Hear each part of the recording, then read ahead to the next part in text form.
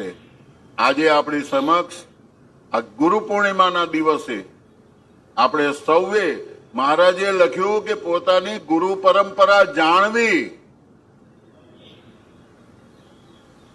ગુરુ પરંપરામાં આચાર્ય અયોધ્યા પ્રસાદજી મહારાજ અને રઘુવીરજી મહારાજની પહેલી ગુરુ પરંપરા, એનાથી એક સ્ટેપ આગળ સ્વયં ભગવાન સ્વામિનારાયણ,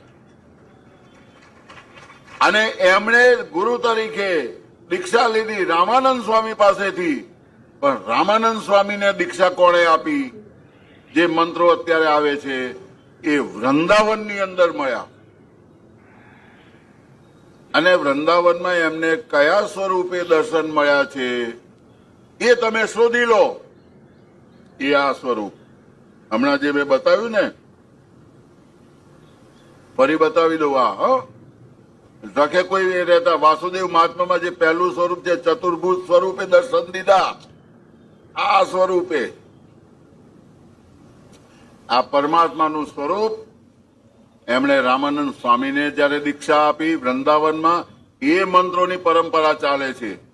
એટલે આ પરંપરા આપણે સમજવાની છે, ભગવાનની પરંપરા છે, અને એ પરંપરાની અંદર અત્યારે આપણે ચાલવાનું છે અને આજ્ઞા કરી છે એ પ્રમાણે આપણે આપણું કલ્યાણ સાધ્ય કરવાનું છે.